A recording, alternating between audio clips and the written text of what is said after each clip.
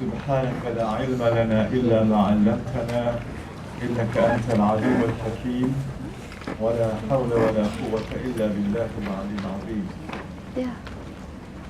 O Allah, you are indeed the exalted, the Almighty. We do not have any knowledge except that which you have taught us.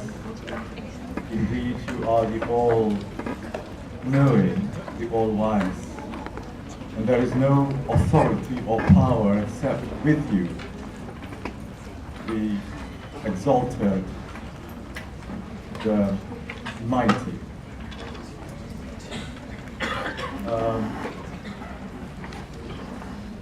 Mr. or Brother Chairperson, my colleagues, Dr. Muhammad from the Kuliyyah of Dentistry, and Dr. Azra, Deputy Dean of Kuliyyah of Pharmacy, and Dr. Anwar from the Kuliyyah of Pharmacy, students of IIUM Kuantan campus, and the students from other institutions, brothers and sisters, Assalamu alaikum wa rahmatullahi wa barakatuh.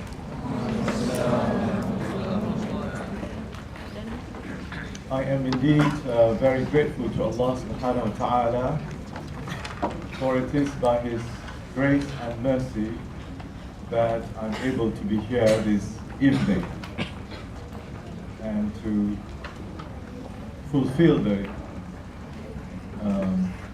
request by SRC to deliver a talk on the role of IIUM in Islamization of human knowledge. And for that purpose, I have made available to you the slides which have been printed, and I suppose you have a copy each with you. Is there anyone who doesn't have a copy of this slide? Okay, maybe you can let the Secretariat know so that you might get a copy. We still have one. Thank you.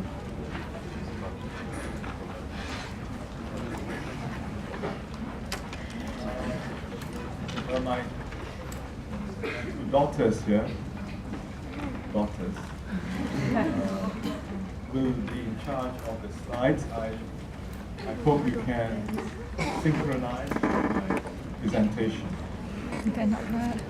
Because given the time constraint, I'm not going to read everything in the slides, but I will just pick and choose. So please with me. And according to the program, I think 15 minutes is given for Q&A. I think that is too short. I would prefer that we have about at least half an hour for Q&A, and I will try to shorten my presentation. Say about 40 minutes, 45 minutes, and I expect the moderator to indicate to me when my time is almost up. So may I know who is the moderating this session? Who is the moderator or the one who keeps the time? The MC, right? You are the MC, okay? Mr. MC, I now empower you to control me. Okay? So that don't be ashamed if you think my time is up. Give me 5 minutes before my time is up. You can come up to me with a small note saying, please, your time is almost up, 5 more minutes. All right? You do that. Okay? You agree? Okay, good. And you have to carry out your duty.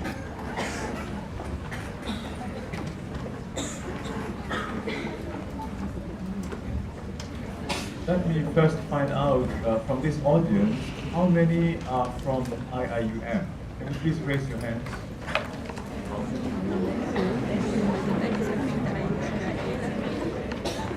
MashaAllah, it's about 98%. I think you have about 2% who probably are not from IIUM. That's good. And I feel very honored indeed to be invited.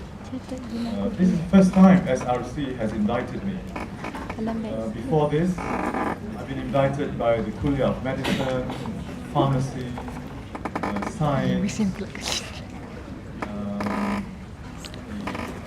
campus director, but never by the students. I feel honored that the students have taken this initiative to ask me to speak on this subject.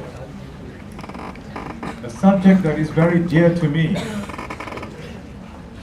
because of my involvement from the very beginning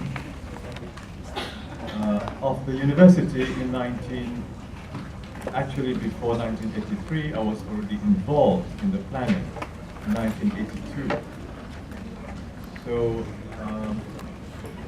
for us, for me and my friends who were there in 1982, 83, I think many of you were not born yet. The announcement of the establishment of IIUM was a great joy to us because we wanted to see a university that is different from the secular-oriented universities we have all around us. And we were under the British system before, and so our educational system, including the university at that time, the only university at that time was University of Malaya.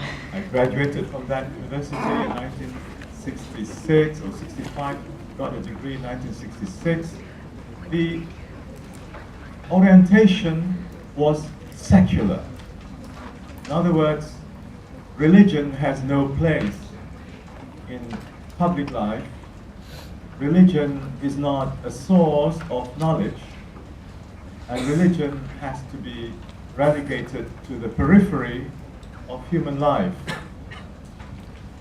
And knowledge is only produced by human reason. Revelation is not recognized as a source of knowledge. This was a great intellectual injustice to Islam. But the whole Muslim world was under the spell of this secular worldview regarding knowledge. And the products of these universities, from Morocco all the way to Indonesia, Pakistan, Indonesia, Bangladesh, Indonesia, Malaysia, were people who were, in a way, westernized or secularized. And we thought, after independence, 1957, we should be moving away from the secular models to come up with the holistic model, comprehensive model, or the Islamic model. And so we look up to the day, or look forward to the day, when we can have an Islamic university in Malaysia. And so when the government decided to establish this university in 1983, we were indeed overjoyed. Our dream was being fulfilled. What did this mean to us? At that time it meant that this university, in this university there is no dichotomy between what is religious and what is worldly. No separation. In fact, there will be an integration of reason and divine revelation.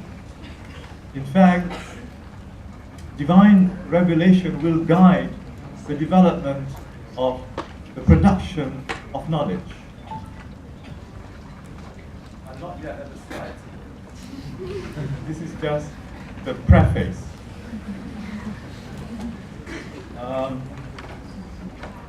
Just to tell you what it meant to us, what this university meant to us at that time in the early 80s.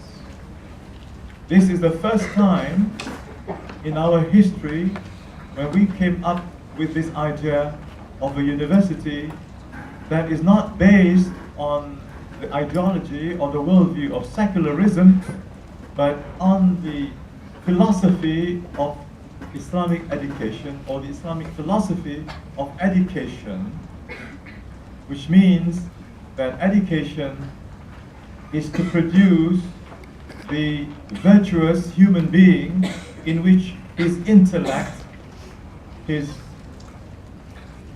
spiritual values, and his emotional life are all integrated in one harmonious whole. No more separation between the intellectual and the religious, between the professional and the moral, between the worldly and the spiritual, because Islam requires that all these be united in the name of Allah subhanahu wa ta'ala. So, IIUM then was seen as the alternative model to the secular-oriented higher education. And to develop this model on a firm basis, we came up with the idea or the ideology of Islamization of human knowledge. Not Islamization of knowledge. There is a subtle distinction between Islamization of knowledge and Islamization of human knowledge. In Arabic, it would be a difference between Islamiyatul Ma'rifah and Islamiyatul Ma'rifah al-Bashariyah. In the first one, knowledge by itself is coming from Allah subhanahu wa ta'ala, leading to the truth. It can only be true. It's already Islamic. One doesn't have to Islamize what is already Islamic. But human knowledge is not infallible. Human knowledge is not value-free. Human knowledge, even in the hard sciences, is not free from subjective values and mistakes, and sometimes even false theories about many things, because that knowledge is a product of the human mind, be it in the natural sciences or the social sciences or the humanities, and also theology, because knowledge from a Western perspective has 4 branches: natural sciences, social sciences, humanities, and theology. Under the natural sciences, you have hard sciences and medicinal sciences and all the sciences that are being taught in this campus in Kuantan. In the main campus in Gombak, we also teach social sciences, and we also teach humanities, and we also teach Islamic revealed knowledge, which is, you might say, the counterpart of theology in the West. Now, of these 4 branches of knowledge, and all of them, by the way, are value-loaded, they're not value-free, even in the hard sciences.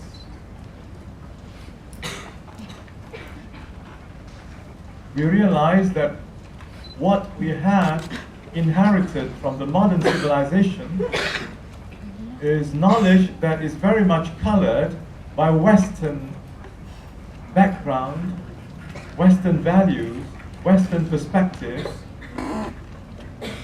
Western worldview. And we as Muslims, and Muslim scholars at that time, saw many aberrations or deviations from the truth, from the social sciences, humanities, theology, and also from some aspects of the hard sciences. So the desire to Islamize human knowledge